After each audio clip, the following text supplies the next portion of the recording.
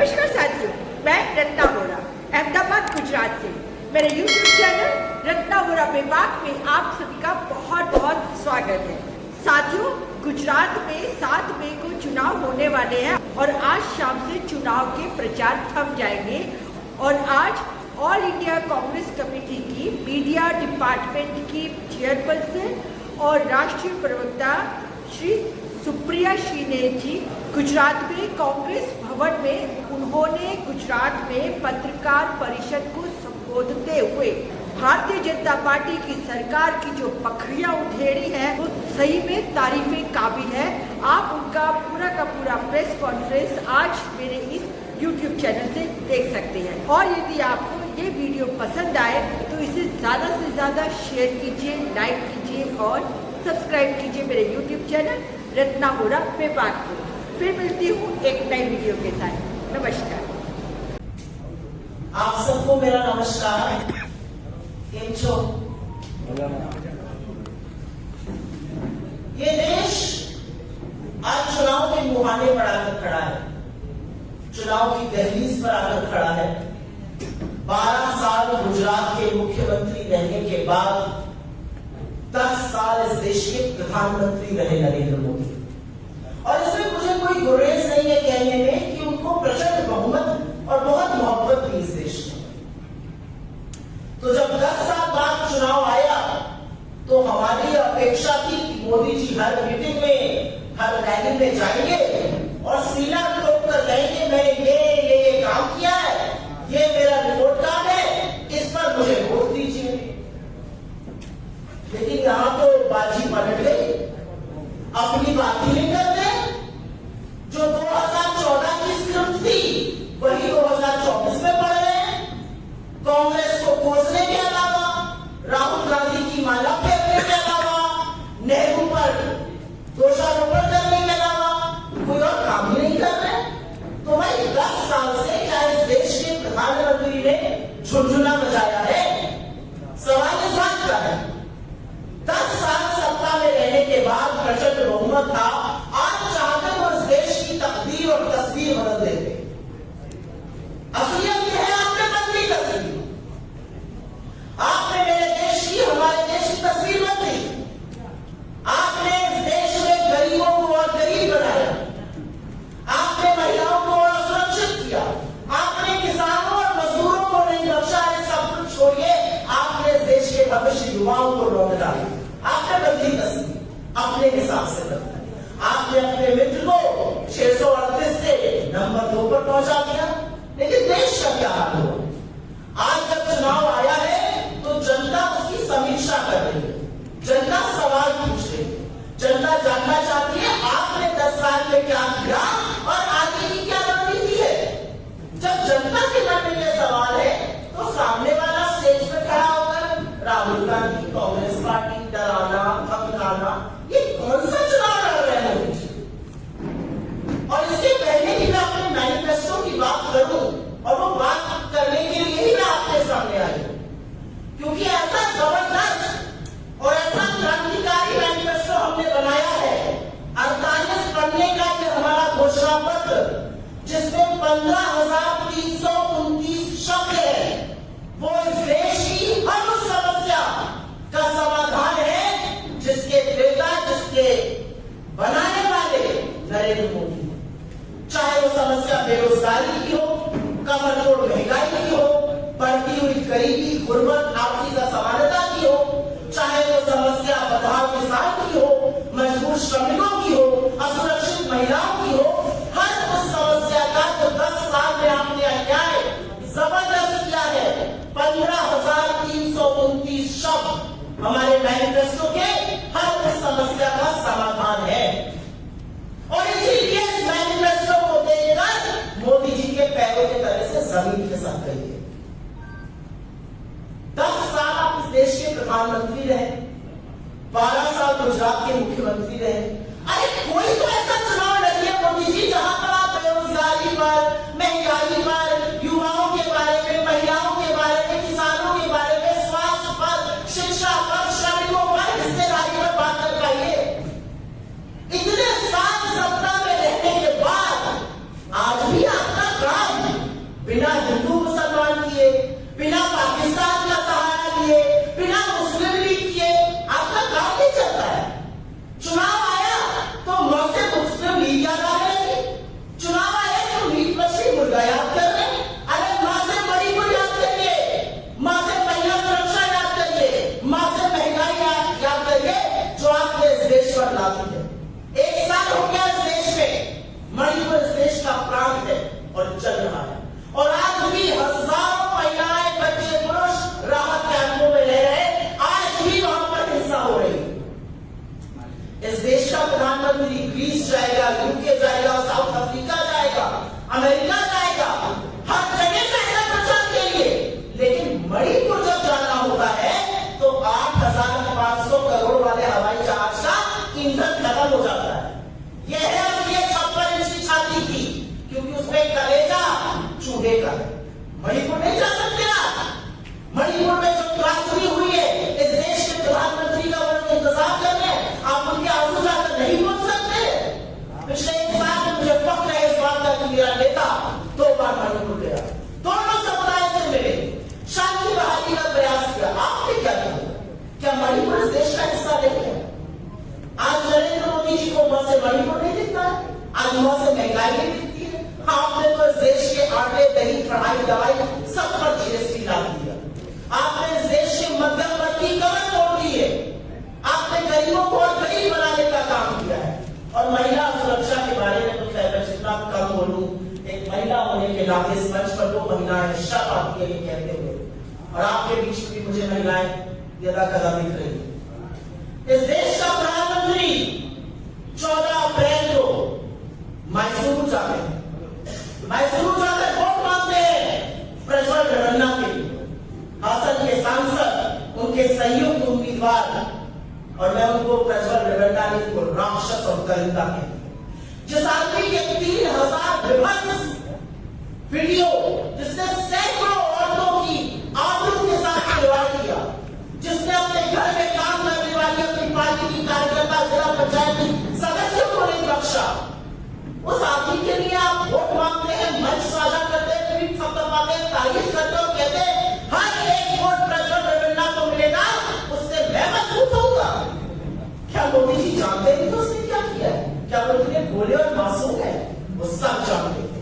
दिसंबर 2023 से लगातार उनको बताया जा रहा था कि इस व्यक्ति को टिकट मत दीजिए। उनके पार्टी के नेता देवराज गौड़ा जैसे सदस्य बोल रहे थे इस दरिंदे को टिकट मत दीजिए। जनवरी में प्रेस कॉन्फ्रेंस करते हैं, उनके नेताओं को बोलते हैं इस बंदे को टिकट मत दीजिए। फरवरी और मार्च में अमित शाह जब जाते हैं कर्नाटका, उनके पूर्व एमएलए, उनके स्थायी एमएलए बोलते हैं रामास्वामी जैसे लोग इस व्यक्ति को टिकट मत दीजिए। इसके खिलाफ बहुत साक्ष्य, बहुत सबूत है, हमारी नाक कट जाएगी, आदमी सही है। आप फिर भी उसको टिकट देते हैं, आप उसका प्रचार करते हैं और उसके बाद धीमे से रात के अंधेरे में उसको देश से भगा देते हैं। यह आपकी महिला सुरक्षा है। असलियत यह है कि जब लड़कियां और बेटियां हमारी मेडल लाती हैं तो आप उनका हाथ पकड़ के कहते हैं कि हमारे घर की बेटी, और जब वो बेटी लांछन लगाती है यौन शोषण का तो आप उसको फूलों से बनवाते हैं, सड़कों पर घिसवाते हैं और दोषी को अपने बगल में बिठाते हैं। और आज भी दोषी का पूरी तरह से टिकट नहीं काट पाते, उसको लेकिन उसके लड़की को टिकट देते हैं। इस देश की महिलाएं सब देख रही है। इस देश की महिलाओं ने हाथरस देखा है, इस देश की महिलाओं ने उन्नाव देखा है, इस देश की महिलाओं ने लखीमपुर देखा है, उत्तराखंड देखा है, इस देश की महिलाओं ने गुजरात की बिल्किस को भी देखा है। और मैं बिल्कुल यहां पर उसका नाम लूंगी, क्योंकि इस देश की महिलाओं ने इस देश के संविधान में, इस देश की कानून व्यवस्था में अपनी आस्था नहीं तोड़ी। लेकिन आपने क्या किया उन महिलाओं के साथ? तो मोदी जी को मैं याद दिलाना चाहती हूँ कि म से मुस्लिम लीग ने म से महिलाओं को, मणिपुर को, महंगाई को याद करिए उन सब लोगों को जिनकी जिंदगी आपने तबाह की। मोदी जी को हमारे मैनिफेस्टो में किसकी छाप नजर आती है? मुझे अपने मैनिफेस्टो के हर एक पन्ने में, हर एक शब्द में, हर एक वक्तव्य में इस देश के युवाओं की छाप नजर आती है, इस देश के किसानों की, अन्नदाताओं की छाप नजर आती है, सरहद पर हमारी रक्षा कर रहे सैनिक की छाप नजर आती है, इस देश की आधी आबादी महिलाओं की छाप नजर आती है, उन कारीगरों की, उन मजदूरों की छाप नजर आती है जो अपने हाथों से इस देश को बनाते हैं। मुझे इस मैनिफेस्टो में हाशिए पर पड़े उन लोगों की छाप नजर आती है जिनको इंसान समझने की जरूरत भी नहीं समझती है भारतीय जनता पार्टी। चाहे वो दलित हो, चाहे वो पिछड़े हो, चाहे वो आदिवासी हो, चाहे वो गरीब भी हो, सामान्य वर्ग के। क्या मजबूरी है आपकी कि आप मैनिफेस्टो के बारे में दुष्प्रचार करते हैं? असलियत यह है कि ये क्रांतिकारी मैनिफेस्टो है। ये मैनिफेस्टो इस देश की आवाज है। ये मैनिफेस्टो कमरे पे बंद करके 1.5 लोगों ने नहीं लिखा। इस मैनिफेस्टो को बनाने के लिए हमने हर उस व्यक्ति से बात करी जिसकी महत्वाकांक्षाएं हैं, जिसकी आशाएं हैं सरकार से, जिसने अपनी दिक्कतें हमें बताई। इस मैनिफेस्टो को बनाने के लिए राहुल गांधी कन्याकुमारी से कश्मीर 4,500 किलोमीटर पैदल चल जाते हैं। इस मैनिफेस्टो को बनाने के लिए वो मणिपुर से मुंबई की यात्रा करते हैं कि ये देश जुड़ा रहे और न्याय हो। और उसके बाद हम 5 न्याय के स्तंभ आपके सामने लेके आए। पहले मैं अपने मैनिफेस्टो की बात करूंगी और उसके बाद कुछ और बची चीजों पर अपने वक्तव्य दूंगी। हमारे 5 न्याय है: युवा न्याय, नारी न्याय, किसान न्याय, श्रमिक न्याय और हिस्सेदारी न्याय। और जैसा कि मैंने पहले कहा, हर उस चीज का समाधान है जिस समस्या को नरेंद्र मोदी और बीजेपी ने खड़ा किया। युवाओं की बात करते हैं, बड़े फख्र से हम सब कहते हैं हिंदुस्तान दुनिया का सबसे युवा राष्ट्र है। 35 वर्ष से कम आयु के 65% लोग हैं हमारे। लेकिन कभी सोचा है कि उनका भविष्य क्या है, उनका रोजगार कहां है, उनकी नौकरियां कहां है, उनका क्या होगा? कौन इस बारे में चर्चा कर रहा है? अगर आपने पत्थर और कंकड़ मारे तो आवाज आएगी रोजगार दो। अगर समस्या पूछिए इस देश की तो नंबर 1 से नंबर 10 तक समस्या बेरोजगारी की है। और जब बेरोजगारी की बात करो तो आपको हिदायत दी जाती है पकौड़े तल लो। हम पकौड़ा तलने पर भी नहीं जा रहे साहब, लेकिन पकौड़ा तलने वाले को तेल को तो आप 90 से 220 पर ले आए। जिस गैस में पकौड़ा तलते हो 400 से 1100 पर पहुंचा दी। पकौड़ा तलने पे कैसे पकौड़ा तला जाए? आटे और दही पर जीएसटी आपने लगा दिया। इसलिए हमने अपने मैनिफेस्टो में वादा किया है कि 30 लाख केंद्र की सरकारी नौकरियां 6 महीने के अंदर करेंगे। हमने इस मैनिफेस्टो में वादा किया है कि डिग्री और डिप्लोमा धारक 1 साल के लिए अप्रेंटिसशिप एक्ट के तहत स्टाइपेंड पाएंगे 1 लाख रुपए का, मतलब 8500 रुपए महीना। इससे नौकरी पाने तक उनका कुछ स्वावलंबन बनेगा। बहुत बड़ी एक समस्या गुजरात की, बहुत बड़ी एक समस्या उत्तर भारत की है पेपर लीक। बच्चे पढ़ाई करते हैं, जी को मेहनत करते हैं, रात दिन नहीं करते हैं। माँ बाप शायद रात की रोटी कम खाते हैं कि बच्चे बढ़ जाए, फिर वो गाजर मूली की तरह भर कर गाड़ियों में, बसों में, ट्रेनों में इम्तिहान देने जाते हैं और फिर पेपर लीक हो जाता है और किसी को नहीं पता अगला पेपर कब होगा। 50-50 लाख बच्चे इम्तिहान को देते हैं। मैं उत्तर प्रदेश से आती हूँ, अभी पुलिस भर्ती का पेपर लीक हो गया। 55 लाख लोगों ने इम्तिहान के लिए आवेदन दिया। क्या होगा उन बच्चों का? और ज्यादातर जो पेपर लीक में लिप्त पाए जाते हैं वो भाजपा के सांसदों के और विधायकों के रिश्तेदार होते हैं। तो एक ऐसा कानून हम बनाएंगे पेपर लीक के खिलाफ जिससे पेपर लीक करने वाले की हाड़ कांप जाए और वो इस देश के भविष्य के साथ खिलवाड़ करने की ना सोचे। और अंत में मैं युवा न्याय में बात जरूर करना चाहूंगा। अग्निवीरों, आपने टीचर ठेके पे कर दिए, आपने डॉक्टर ठेके पे कर दिए, आपने स्वास्थ्य, शिक्षा, सामाजिक न्याय को ठेके पर कर दिया। आपने इस देश की रक्षा को भी ठेके पर डाल दिया। जो जैसलमेर की तपती रेत में इस देश की सुरक्षा कर रहा है, जो सियाचिन की हड्डी लगाने वाली ठंड में खड़ा है, जो चिरापुंजी की लगातार बारिश में खड़ा है, वो इस देश का सैनिक है। और सेना और रक्षा का काम हाड़े पर नहीं होता, ठेके पर नहीं होता है। कितनी बड़ी विडंबना है कि 73 साल का प्रधानमंत्री आपसे 5 साल और मांग रहा है और 24 साल के इस देश के युवा नौजवान को कह रहा है तुम्हें मैं रिटायर करके घर भेजूंगा। इस व्यवस्था को हमने कमर कस ली है, हम पूरी तरह से खत्म करेंगे। और जैसे पहले नियुक्ति होती थी सेना की, जिस तरह से पेंशन मिलती थी, जिस तरह से पक्की नौकरी होती थी, वो हम पूरी तरह से बहाल करेंगे। मैं अपनी बात करना चाहती हूँ नारी न्याय की। इस देश की आधी आबादी, मैंने यहाँ पर जिक्र किया ब्रजभूषण शरण सिंह का, मैंने यहाँ जिक्र किया प्रज्वल रेवन्ना का, मैंने यहाँ जिक्र किया कुलदीप सिंह सेंगर का, रामदुलाल गौंड का, मैंने हाथरस का, उन्नाव का, लखीमपुर का, उत्तराखंड का, बिल्कुल का जिक्र किया। क्यों होता है ऐसा?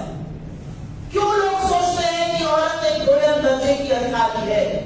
वो इसलिए सोचते हैं क्योंकि इस कमरे में कितनी चुनी औरतें हैं।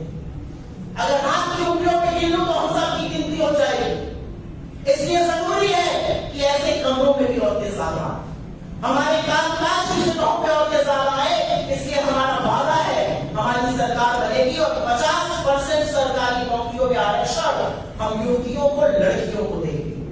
हम इस देश की गरीब महिलाओं को, तमाम ऐसी स्टडीज है जहां हमें पता चलता है डोमेस्टिक वायलेंस जैसी समस्या, आत्महत्या जैसी समस्या इसलिए होती है क्योंकि औरत निर्भर होती है। हम इस देश की गरीब महिला के हाथ में 8500 रुपए रखने जा रहे हैं, मतलब साल का 1 लाख रुपए, उससे वो अपनी भी किस्मत संवारेगी और अपने परिवार को भी समृद्ध बनाएगी, शिक्षा और स्वास्थ्य का स्तर बढ़ेगा। और बिल्कुल मैं अपने नेता से यकीन रखती हूँ, टका-टक पैसा उसके अकाउंट में आएगा और टका-टक उसके परिवार की त्रासदी बाहर जाएगी। ये नारी न्याय की हम बात करते हैं। मैं बात करना चाहती हूँ किसान न्याय, इस देश का अन्नदाता। मुझे याद है जब मैं बड़ी हो रही थी, एक ही नारा सुनते थे, जय जवान जय किसान। इस देश में अन्नदाता को वो स्तर दिया गया है कि किसी की हैसियत और किसी की औकात नहीं हुई है कि किसानों के खिलाफ बोल सके। लेकिन नरेंद्र मोदी की सरकार ने, बीजेपी ने वो तलस्म भी तोड़ दिया। हमारे अन्नदाताओं को मवाली, गुंडा, आतंकी, नक्सली, खालिस्तानी, न जाने क्या क्या कहा गया। क्या मान रहे थे किसान? क्या चाह रहे थे किसान? अपने हक की बात कर रहे थे और आपने चुनाव के पहले उनसे उस हक देने का वादा किया था। आपने एमएसपी का वादा किया था। आपने गुजरात के मुख्यमंत्री रहते हुए एमएसपी की पैरवी की थी। और अब 1.25 साल तक किसान जब दिल्ली की देहरी पर बैठे रहते हैं और 700 किसानों की शहादत होती है, आपको थक हार के अपने काले कानून वापस लेने पड़ते हैं। क्या करती है किसान? और इसीलिए आज किसानों के रास्तों पे कीड़े खुलवाएंगे, आज किसान के रास्ते और सड़कें खुलवाएंगे क्योंकि वो दिल्ली जाना चाहते हैं। हम किसानों को एमएसपी की कानूनी गारंटी देंगे। हम 16 लाख करोड़ आपके मित्रों का नहीं, किसानों की कर्जा माफी करेंगे, पहले भी की थी और भी करके दिखाएंगे। और हम खेती को, कृषि को जीएसटी से मुक्त करने जा रहे हैं। बीज पर, कीटनाशक पर, खाद पर जीएसटी, जो खेती के उपकरण होते हैं उस पर जीएसटी, हर तरह से टैक्स वसूली करेंगे आप। जो किसान ये हौसला रखता है कि वो धरती का कलेजा फाड़कर फसल उगाता है, उस किसान के साथ तो मुही बातें नहीं हो सकती। इसलिए हम किसान को एमएसपी की कानूनी गारंटी देंगे और किसान को कर्जे के बोझ से हटाएंगे, उससे मुक्त कराएंगे। मैं अगली बात करना चाहती हूँ श्रमिकों की। गुजरात एक बेहद जुझारू प्रदेश है। आप कारोबार को समझते हैं, आप श्रमिक के श्रम के दाम को समझते हैं। श्रमिक इस देश को बनाते हैं। अहमदाबाद में जोमैटो, स्विगी, ब्लिंकिट जैसी बहुत सारी ऐप, बहुत सारी सुविधाएं हैं। 10 मिनट में चाय पत्ती कम हो गई, चीनी खत्म हो गई, तुरंत लेके आओ। खाना चाहिए आधे घंटे में आएगा। कभी सोचा है कि जो लड़का आपके लिए स्कूटर से अपने को ला रहा है, अगर उसका एक्सीडेंट हो जाए, उसकी टांग टूट जाए, 6 महीने वो बिस्तर में पड़ जाए, उसके घर का क्या होगा? क्या है उसके लिए सुरक्षा? क्या होगा उसके परिवार का? इसलिए गिग इकोनॉमी जिसको कहते हैं, उस गिग इकोनॉमी के लिए हम एक सामाजिक सुरक्षा का कानून लाएंगे कि उनके साथ अगर कोई हैवी डेबिट हो, उनके पीएफ की, उनकी ग्रेजुएटी की कुछ व्यवस्था की जा सके। मनरेगा लाकर हमने ग्रामीण भारत की, ग्रामीणांचल की पूरी तरह से तकदीर और तस्वीर बदली थी। और सच ये है कि जब कोरोना काल आया और मोदी जी ने जब तुगलक की फरमान करके लॉकडाउन लगाया, तो 2 चीजें संजीवनी बनी इस देश में, एक मनरेगा और दूसरा खाद्य सुरक्षा का कानून। उस मनरेगा का मानदेय हम दैनिक 400 रुपए करने जा रहे हैं, जिससे श्रम की दर में बढ़ोतरी होगी। हमारा अपना मानना है कि किसी भी घर में, चाहे वो निम्न मध्यम वर्ग हो, गरीब हो, मध्यम वर्ग हो, अगर बीमारी आ जाती और भगवान ना करे अगर बड़ी बीमारी आ गई, तो पूरी तरह से घर के घर बर्बाद होते हुए देखे हैं। राजस्थान में हमने बड़ी सफल चिरंजीवी योजना लॉन्च कर दी 25 लाख रुपए की। उसको हम राष्ट्रीय स्तर पे करने जा रहे हैं। हमारी सरकार बनेगी, 25 लाख की हेल्थ योजना का बेनिफिट इस देश को मिलेगा। उसमें सिर्फ इलाज ही नहीं, दवाई, डायग्नोस्टिक टेस्ट भी शामिल है, क्योंकि यह जरूरत है इस देश। और अंत में मैं बात करूंगी हिस्सेदारी न्याय की, और क्यों जरूरी है हिस्सेदारी न्याय की बात करना। 76 साल बाद आजादी के हमें आज भी हिस्सेदारी न्याय की बात क्यों करनी पड़ रही है? इसलिए गर्मी पड़ रही है कि जो दलित, आदिवासी, पिछड़े और जो गरीब सामान्य वर्ग के लोग हाशिए पर हैं, उनको मुख्य धारा में लाना जरूरी है।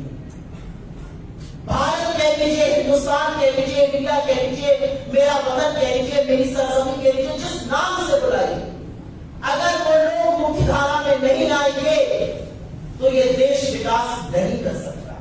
और असलियत यह है कि जिनकी आबादी 80-85% है, उनका प्रतिनिधित्व निर्भटा सन्नाटा है। सेंट्रल यूनिवर्सिटीज में 4%, 5%, IIT में 3%, IIM में 5%। क्यों? जो सबसे ताकतवर IAS officers in the government of India secretaries 90 है, 3%। क्यों? क्या वो बाकी लोगों से कमतर है? क्या भगवान ने उनको अलग बनाया है? जी नहीं। अगर सदियों से इस त्रासदी का हम अंत नहीं करेंगे, आने वाली त्रासदी का, तो हम अंत कब करेंगे? और हम क्या कह रहे हैं? हम तो यही कह रहे हैं, गिनती करा लो, एक्सरे कर लो, आपके पैर में चोट लग जाए और डॉक्टर ये निर्णय कैसे लेगा कि उस पर कास्ट लगेगा या फिर बैंडेज लगेगा या गर्म सिकाई होगी या ठंडी सिकाई होगी या फिजियोथेरेपी होगी, ये निर्णय वो एक्सरे लेकर करता है। तो नीति निर्माण कैसे करिएगा जब तक आप एक्सरे नहीं करिएगा? आपको पता ही नहीं कि कौन कहां कितना गरीब है। हम दलित, पिछड़े, आदिवासियों की बात करते हैं, उसी तरह से हम बात गरीब सामान्य वर्ग की भी करते हैं। ऐसी नीतियां कैसे निर्मित होगी जब हमें पता ही नहीं है कि कौन कहां पर किस तरह से है? तो हम गिनती की बात करते हैं। नरेंद्र मोदी जी गिनती पर क्या बोलते हैं? कांग्रेस आपका कमरा छीन लेगी, आपकी भैंस छीन लेगी, आपका मंगलसूत्र छीन लेगी। मैं बड़े दुख के साथ कहती हूं और एक औरत होने के नाते कहती हूं, आपने दाम्पत्य का सूत्र निभाया या न निभाया, ये आपके और आपके भगवान के बीच की बात है। लेकिन इस देश की करोड़ों महिलाएं, इस देश के करोड़ों पुरुष हर परिस्थिति में, हर सुख दुख में एक दूसरे के साथी बनते हैं और वो दाम्पत्य के सूत्र को बड़ी पवित्रता से निभाते हैं। मंगलसूत्र औरत के लिए धागा एक सोने की टिकड़ी नहीं है। मंगलसूत्र एक औरत के लिए उसकी पहचान, उसका जीवन पर्यंत एक धर्म बन जाता है। उस मंगलसूत्र की बात कर रहे हैं आप। 55 साल कांग्रेस की सत्ता रही, हमने किसी का मंगलसूत्र, किसी का कपड़ा, किसी की गाय, किसी की भैंस लेकर किसी और को दे दिया। और मंगलसूत्र की आप बात कर ही रहे हैं तो पूछ लेती हूँ आपसे एक औरत होने के नाते सवाल। 20 जाबाजों की शहादत हुई थी गलवान में, आपके मुंह से चीख का नाम नहीं निकला था, आपने कहा था कोई घुसा हुआ नहीं है। उन 20 जाबाजों की विधवाओं के मंगलसूत्र का क्या हिसाब है आपके पास? आपके पास क्या हिसाब है? 700 किसानों की शहादत आपकी नाम के नीचे हुई, उन शहादत की जो विधवाएं हैं उनके मंगलसूत्र का क्या हिसाब है? आपके पास क्या हिसाब है मंगलसूत्र का जो तमाम हमारे फौजी भाई सेना में तैनात है? आपके पास क्या हिसाब है हमारे मंगलसूत्र का जो मणिपुर की बेटियों और बहनों ने खोया है?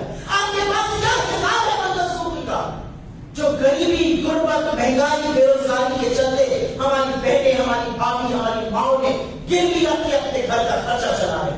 क्या हिसाब है आपके पास? और किस मुंह से आप मंगलसूत्र की बात करते हैं? मंगलसूत्र की बात आप कांग्रेस पार्टी से करते हैं, उस कांग्रेस से जिस इंदिरा जी ने अपने जेवर देश की जंग के दौरान डालते दिए थे इस देश को, उस कांग्रेस से जहां हमारी नेता ने, हमारी सबसे पूज्य नेता ने इस देश में वैधव्य झेलते हुए ज्यादा वर्ष बिताए बजाय बेहतर रहने के, एक शहीद की विधवा से आप मंगलसूत्र पूछते हैं? मंगलसूत्र न्यौछावर किया उन्होंने इस देश का। किस तरह की बातें करते हैं मोदी जी? 55 साल हमारी सत्ता रही, हमने किसी से कुछ नहीं दिया, हमने दिया, हमने 1000 पतियों को लखपति बनाया, लखपतियों को करोड़पति बनाया, छोटे छोटे उद्योगों को मल्टीनेशनल कंपनी बनाई, हमने 27 करोड़ लोगों को गरीबी की सीमा रेखा से निकाला बिना किसी से एक नया पैसा लिए। ऐसी नीतियां बनाई जिससे गरीब गरीबी से बाहर आए, जिससे अमीर और अमीर बने, जिससे छोटे छोटे लघु मध्यम उद्योग और बड़े बने। आपने क्या किया? आपने छोटे बिजनेसेस पर ताला लगवाया और 2-3 लोगों के लिए 10 साल सरकार चलाई, उनके लिए नीतियां बनाई। ये असलियत है। आज प्रधानमंत्री बैठी की बात करते हैं, प्रधानमंत्री आज भी राहुल गांधी को कोसेंगे, प्रधानमंत्री आज भी नेहरू जी का नाम लेंगे, प्रधानमंत्री बैठी 10 साल में क्या कर पाया? क्या रिपोर्ट कार्ड है आपका 10 साल में? आपका रिपोर्ट कार्ड यह है कि इस देश में हर घंटे वहां 2 किसान आत्महत्या कर रहे हैं। आज का रिपोर्ट कार्ड यह है कि आपका मित्र 1600 करोड़ दिन के कमा रहा है, हमारा किसान 27 रुपए कमा रहा है। आज का रिपोर्ट कार्ड यह है कि 20% इस देश की आबादी 46 रुपए पर अपनी गुजर बसर कर रही है। पानी की ये बोतल अगर बड़ी लेने जाएंगे तो 2 बोतलें मिले 46 रुपए पे। उस 46 रुपए पर आपने देश की 20% आबादी को अपनी गुजर बसर करने के लिए मजबूर किया है। यह है आपका रिपोर्ट कार्ड। आपका रिपोर्ट कार्ड यह है कि जब जब औरत पे अपराध हुआ है, आप संरक्षण आरोपी को देते हुए पाए गए। आपने किसानों की शहादत होने दी। आप युवाओं के ऊपर लाठियां बरसाते हैं। युवा पेपर लीक के खिलाफ आंदोलन करता है, आप लाठी बरसाते हैं। किसान आता है, आप लाठी बरसाते हैं। ये किसान कौन है? ये सब अन्न पैदा करने वाले लोग हैं? जी नहीं, इन्हीं के बच्चे सरहद पे हमारी युवा की अखंडता की, हमारे देश की रक्षा करते हैं कि हम और आप जैसे लोग शांति से सो सकें।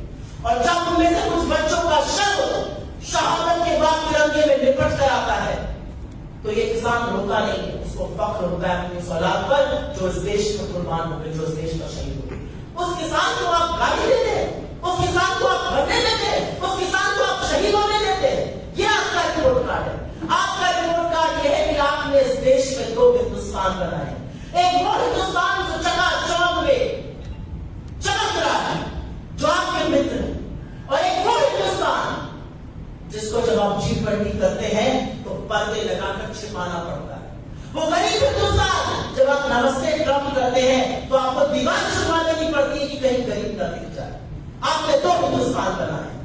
आपने 2 हिंदुस्तान बनाए हैं। एक वो हिंदुस्तान जहां पर शादी ब्याह पर वो खर्चा होता है कि आपकी आंखें फटी रह जाए, और एक वो हिंदुस्तान जहां पर रामेश्वर सब्जी बेचने वाला अपनी दबदबाई आंखों से कहता है मेरी गुजर नहीं हो रही। एक वो हिंदुस्तान जहां पर 12 साल की छोटी सी बेटी कहती है, बचपन में जिसको बचपन अल्हड़ होना चाहिए था, वो बेटी कहती है मेरा रोने का बहुत मन करता है लेकिन मैं रो नहीं पाती हूँ, घर में छोटे छोटे भाई बहनों का क्या होगा। यह है आपका रिपोर्ट कार्ड। आपका रिपोर्ट कार्ड सिर्फ पूंजीपतियों की चाटुकारिता करने में, उनकी नौकरी करने में बीता है। आपके रिपोर्ट कार्ड में आपने नीति निर्माण सिर्फ पूंजीपतियों का किया है। इवन गुजरात में छोटे लघु मध्यम उद्योगों का क्या हाल है? 40,000 से ज्यादा एमएसएमई पूरे देश में पिछले 3 साल में बंद हो गए। यही एमएसएमई नौकरी देते हैं, यही एमएसएमई हमारी अर्थव्यवस्था की रीढ़ की हड्डी है। क्यों बंद हो गए? और असलियत यह है कि 6500 करोड़ 6,500 करोड़ रुपए आपने अपनी छवि सुधारने में दिन भर टीवी पर जो मोदी मोदी मोदी मोदी मोदी मोदी मोदी चालीसा चलती है, वो इसलिए चलती है क्योंकि आप 6,500 करोड़ रुपए एडवर्टाइजमेंट पे खर्चा करते हैं। अगर आप कैंपेन पर खर्चा करना बंद कर दीजिए तो यही जनता दौड़ा दौड़ा कर आपसे सवाल पूछेगी। और असलियत ये है, और ये मैं कहकर 2 मिनट गुजरात में बात करूं। 2 चरण का मतदान हो चुका है। सारी असलियत देश के सामने है।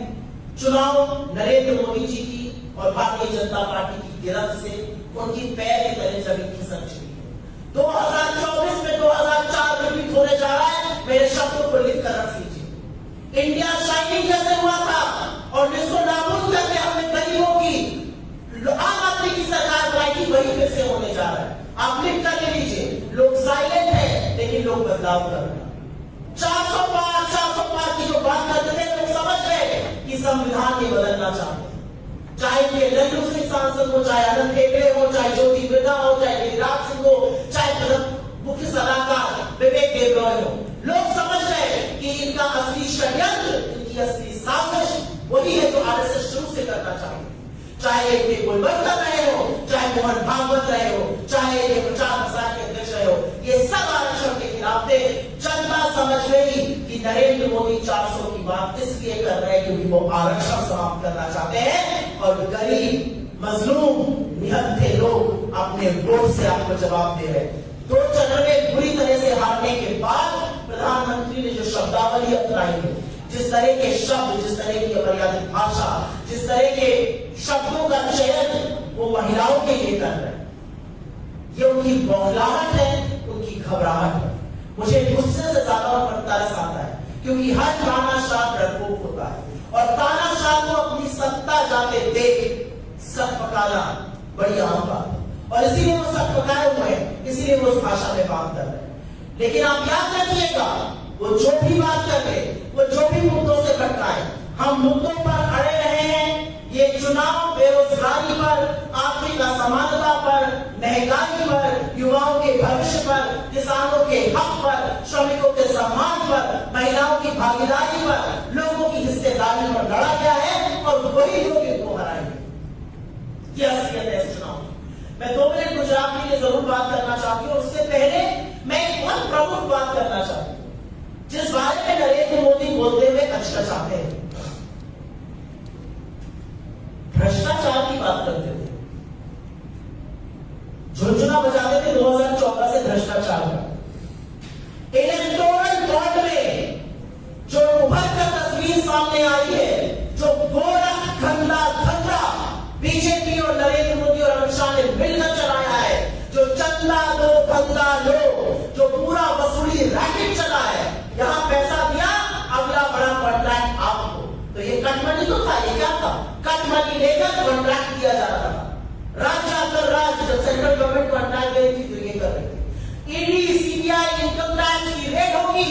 रेड होने के कुछ दिनों बाद पैसा आएगा, चंदे के रूप में, बॉन्ड के रूप में पैसा आएगा, और पैसा आने के बाद वो रेड बंद हो जाएगी, कोई अप्रूवल बन जाएगा, किसी की फाइल क्लोज हो जाएगी। ये जो वसूली रैकेट, ये जो गोरख धंधा चल रहा, वो धंधा लोग नरेंद्र मोदी ने चलाया है, ये देश समझ चुका है।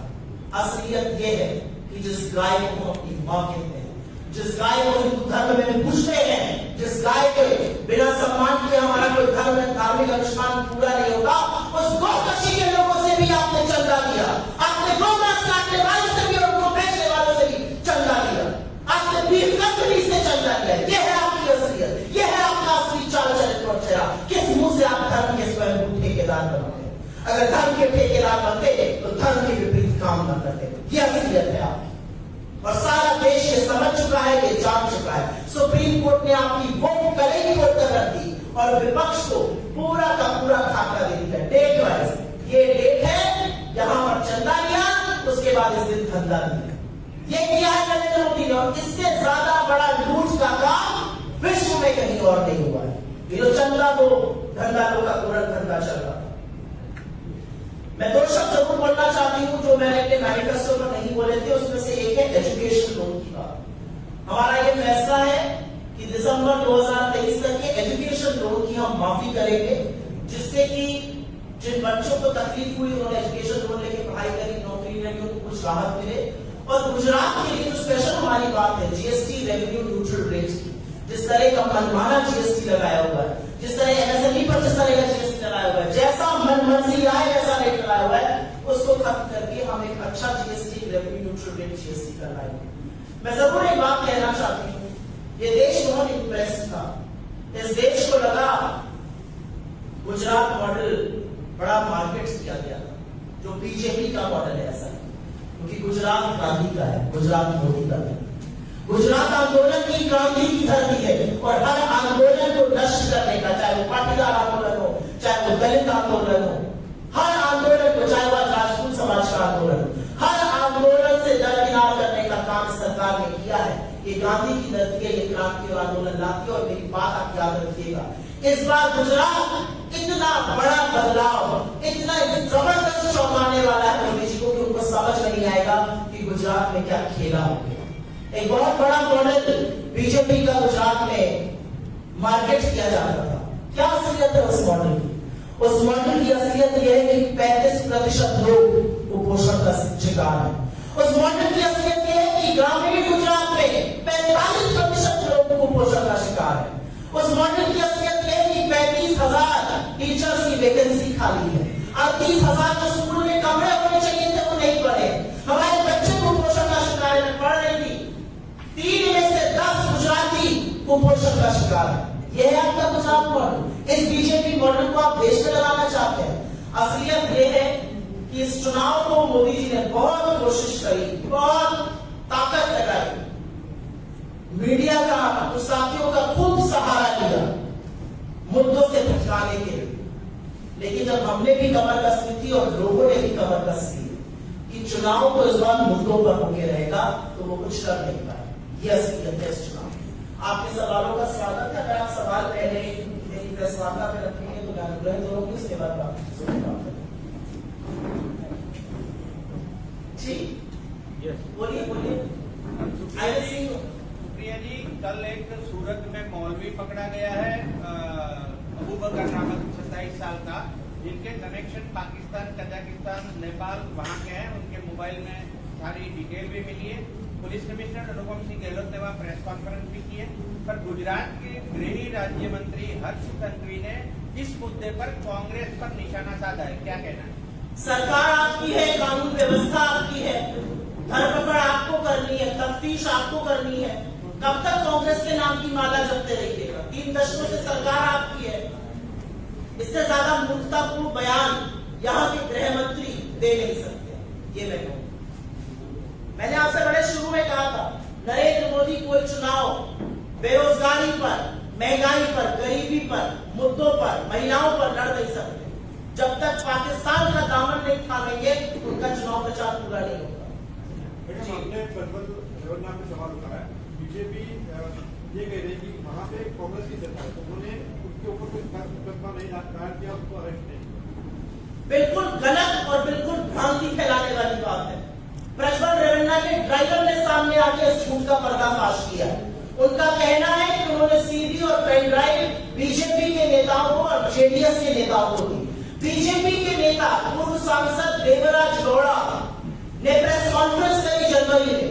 उसके पहले दिसंबर 2023 में उन्होंने अमित शाह को, नरेंद्र मोदी को, जेपी नड्डा को और अपने पार्टी प्रमुख प्रांत में चिट्ठी लिखी और कहा इस व्यक्ति की ये हरकतें, मेरे पास साक्ष्य है, पेन ड्राइव है, 2900 वीडियो है, इसको टिकट मत दीजिए। जनवरी में प्रेस वार्ता करते हैं। उसके बाद फरवरी और मार्च में अमित शाह जब कर्नाटक जाते हैं तो एसटी रामास्वामी से लेकर देवेगौड़ा गौड़ा तक लोग उनसे मिलते हैं और उनसे मिलकर कहते हैं कि ये व्यक्ति ऐसा है, इसके खिलाफ ये साक्ष्य है, हमारे पास सब मौजूद है। तो हम कहां से कर लेंगे एफआईआर?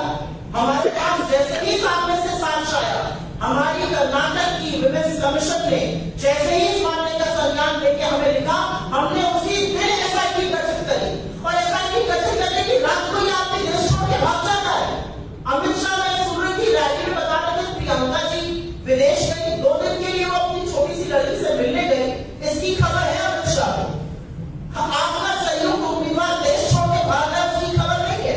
सिद्धारमैया जी ने नरेंद्र मोदी को चिट्ठी लिखकर बोला है कि गृह मंत्रालय को और विदेश मंत्रालय को आग्रह किया है कि आप उसका डिप्लोमेटिक पासपोर्ट कैंसिल करके हम उसका प्रत्यार्पण करना चाहते हैं। क्या कर रही है मोदी सरकार?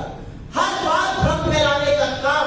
साक्ष्य पर आपके लोग बैठे हुए 4 महीने से, साक्ष्य नरेंद्र मोदी के पास थे, उसके बाद भी आपने ऐसे राक्षस को टिकट दिया। और सवाल आप हमसे पूछिएगा, हर उस बात संविधान आप नष्ट कर रहे हैं, आरक्षण आप खत्म करने की कोशिश कर रहे हैं, दलित, आदिवासी, पिछड़े, गरीब विरोधी आप है, आपकी आरएसएस है, वो भी सवाल हमसे पूछिएगा। तो 10 साल से झुंझुना बजा रहे थे क्या? वैसे भी अब जाने वाले हैं, थोड़े दिनों की बात है, हम आ जाएंगे, हम संभाल लेंगे चीजें। सुप्रिया जी, बिहार में कल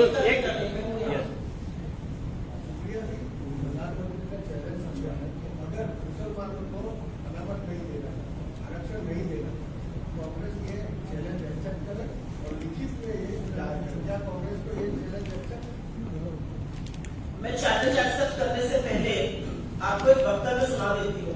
कुछ चीजें दूध का दूध, पानी का पानी स्वतः हो जाती है, उसमें मुझे ज्यादा बोलने की जरूरत नहीं है। लेकिन मैं ये जरूर बोलना चाहती हूँ कि जब इस देश का प्रधानमंत्री मंच से एक समुदाय के खिलाफ, मंच से एक धर्म विशेष के खिलाफ आप उगलता है, तो वो कहीं ना कहीं अपनी साठगांठ उन शक्तियों से दिखाता है जो इस देश को विभाजित करना चाहती है। मैं आपकी जानकारी के लिए आपके सामने एक 40 सेकंड की बाइट है, वो सुना देती हूँ, आप लोग भी सुन लीजिए, उसके बाद हम इस पर चर्चा करेंगे।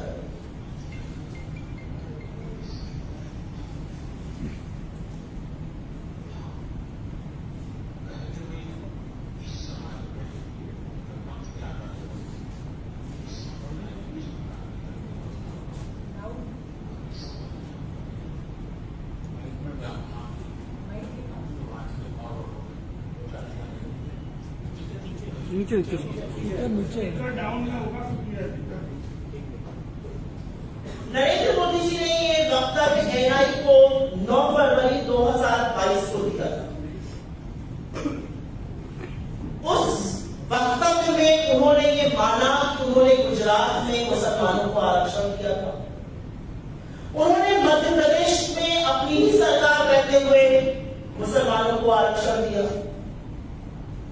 कर्नाटक के जिस आरक्षण पर मोदी जी भ्रम फैला रहे हैं, उसकी असलियत आप सुन लीजिए, क्योंकि आपने सवाल पूछा है और ऐसे ही रिपोर्ट भी करिएगा। भाई साहब आपसे बात कर रहे हैं। उसकी असलियत यह है कि वो आरक्षण हमने नहीं दिया है। वो आरक्षण 1974 की पिछड़े वर्ग की एक रिपोर्ट के आधार पर देवगौड़ा सरकार ने दिया है। वो देवगौड़ा जो आज आपके घटक दल के साथी है, जो सीना ठोक के कहते हैं हमने दिया है। 3 दशकों से वो आरक्षण है। आपकी तमाम बार सरकार नहीं कर्नाटक में, आप 10 साल से दिल्ली की कुर्सी पे बैठे हुए हैं जबकर आप तो किसी न्यायालय में नहीं गए, आपने इसका विरोध नहीं किया, आपने इसको बदलने की कोई कुव्वत नहीं दिखाई। आपने बशर्ते गुजरात और मध्य प्रदेश दोनों जगह मुसलमानों को आरक्षण दिया, तो किस मुंह से आप खिलाफत करते हैं? 10 साल से आपने यहां पर कुछ नहीं बोला, दिल्ली में रहते हुए कर्नाटक में आपकी सरकार ने कुछ नहीं कहा। आप जिस घटक दल को गोदी में बिठाकर जिस राक्षस के लिए आप वोट मांग रहे हैं, उनके दादा ने यह आरक्षण दिया, आप उनको अपनी गोदी में बिठाकर घूम रहे हैं। क्या नौकरी बातें करते हैं मोदी जी? भाई कितने टोकरा काम करते हैं, किस तरह की बातें करते हैं? 9 फरवरी 2022 को एनआई के इंटरव्यू में जस्टिफाई कर रहे हैं आरक्षण मिलना चाहिए और उस तरह की बातें कर रहे हैं। और अंत में आपको एक बात और बता दूं, इनकी सरकार चुनाव के जस्ट पहले सुप्रीम कोर्ट गई। सुप्रीम कोर्ट ने लद्दाख के इनको पीछे भेज दिया। सुप्रीम कोर्ट ने कहा यहाँ पर हम कुछ एंटरटेन नहीं करेंगे, जातिगत जनगणना कराएंगे। प्रधानमंत्री जातिगत जनगणना से भागने के लिए हर उस फैसले को आजमाने को तैयार है। हम डंके की चोट पर उनको चैलेंज करते हैं। अगर आप इस देश के गरीबों, पिछड़ों, आदिवासियों का भला चाहते हैं तो सामने आइए और हाँ या ना में बोलिए कि क्या आप जातिगत जनगणना के खिलाफ में या उसके पक्ष में? हाँ या ना, सिर्फ ये बोलना है और नरेंद्र मोदी का पूरा चरित्र इस देश के सामने आ जाए। अगर आप जातिगत जनगणना का पक्ष रखते हैं तो आप इस तरह की बातें मत कीजिए, और अगर आप उसकी मुखालिफत में खड़े हैं तो आइए और इस देश को बताइए। 10 साल आपकी सरकार रही, एक बार आपने उस पर उसका खंडन नहीं किया, उसके खिलाफ न्यायालय नहीं गए। आपने बशर्ते गुजरात में, मध्य प्रदेश में आरक्षण दिया मुसलमानों को ओबीसी कैटेगरी में, और अब आप इस तरह की भड़काने वाली, भ्रमित करने वाली बातें कर रहे हैं। आपको क्या लगता है कि ये देश भेड़ चाल है, ये भेड़ बकरियों का देश है, कि सारे पत्रकारों की बुद्धि पर पानी फिर गया है कि हम तुम्हें दही जमा रहेंगे जिस पर आपने जीएसटी लगा दिया? जी नहीं, आपके हर एक झूठ का पर्दाफाश हो रहा है और देश देख रहा है कि आप 10 साल बाद कितने दोहरे मापदंड और कितनी कलिश तरह की बातें कर रहे हैं। मैडम सुप्रिया जी, जिस तरह जेपी नड्डा जी बार बार अपने बयान में कहते हैं कि जो धर्म का रीजन अपने जवाब दे दिया, लेकिन मुस्लिम लीग एजेंडा कांग्रेस चला, अगर सरकार बन गई कांग्रेस की तो मुस्लिम लीग का एजेंडा लेके आगे बढ़ेंगे। कहां पर बयान उन्होंने दिया और जेपी नड्डा 3 हफ्ते पहले तक भारतीय जनता पार्टी क्या स्लोगन लगा रही थी? 400 पार, 400 पार। 3 हफ्ते बाद ये तो कहने लगे कि कांग्रेस की सरकार बन गई तो ये होगा, कांग्रेस की सरकार बन जाएगी तो ये होगा, कांग्रेस को वोट मत दीजिए, उनकी सरकार बन जाएगी तो ये होगा। 3 हफ्ते में ये अंतर, 3 हफ्ते में ये अंतर है कि नरेंद्र मोदी और अमित शाह दोनों देख रहे हैं कि दोनों की कुर्सी जाने वाली है और हमारी सरकार आने वाली है। ये अंतर है। और मुस्लिम लीग पर मुझे ना घुमाइए, बड़ी बकिया उधेड़ दूंगी लोगों की, छुप नहीं पाएंगे ये लोग कर। मुस्लिम लीग पर क्योंकि आपने छेड़ ही दिया है तो बोल देंगे। मुस्लिम लीग की बात आप करिएगा। 1942 में जब महात्मा गांधी ने आह्वान किया भारत छोड़ो आंदोलन का, 10,000 से ज्यादा हमारे लोगों की शहादत हुई।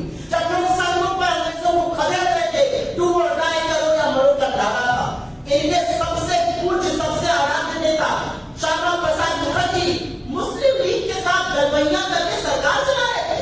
बंगाल में, सिंध में, नॉर्थ वेस्ट फ्रंटियर प्रोविंस पर उस मुस्लिम लीग के साथ मिलकर वो उप मुख्यमंत्री बने थे, जिसके मुख्यमंत्री फजलुल हक ने मुस्लिम लीग के अधिवेशन में पाकिस्तान का प्रस्ताव पारित कराया और पारित कराने के बाद ही श्यामा प्रसाद मुखर्जी उस सरकार में बने रहे। जब हमारे लोग शहादत ले रहे थे तो श्यामा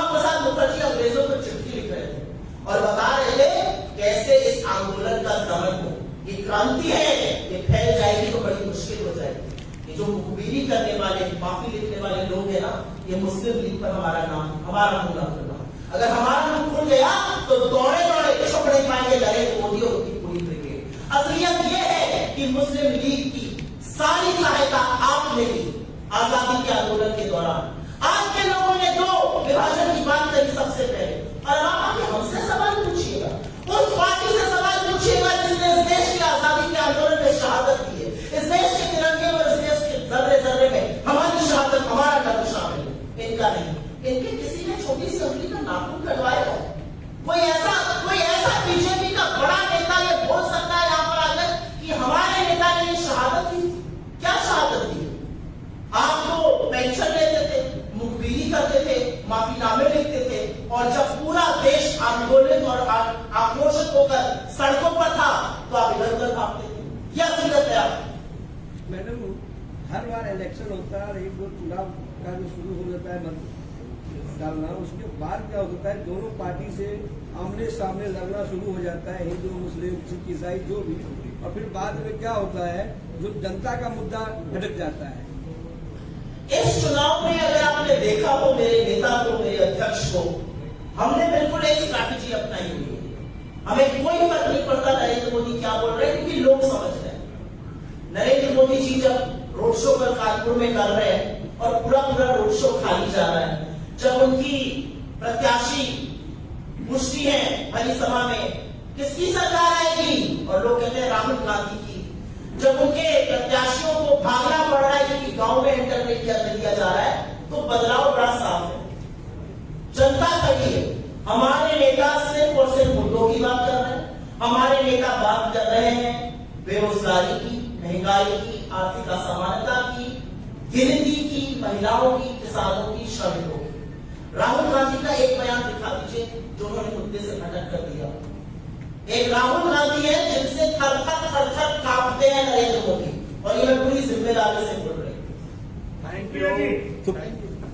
ये भाजपा ने डॉक्टर जी ने खुलासा किया है कोविशील्ड के बारे में, कोविशील्ड कोरोना की वैक्सीन। मुझे लगता है कि हमारे अध्यक्ष अखिलेश इसका जवाब दे चुके हैं। नहीं, लेकिन 10 लाख के सामने 7 मौतें होती है, और आपके अध्यक्ष जी ने जो, मुझे ऐसा लगता है इसका एक मेडिकल असेसमेंट जरूर होना चाहिए। लोगों के अंदर आशंका है, सरकार की जिम्मेदारी है, इस पर बहुत डिटेल रिस्पॉन्स शक्ति भाई ने दिया। Thank you. बहुत धन्यवाद आपको।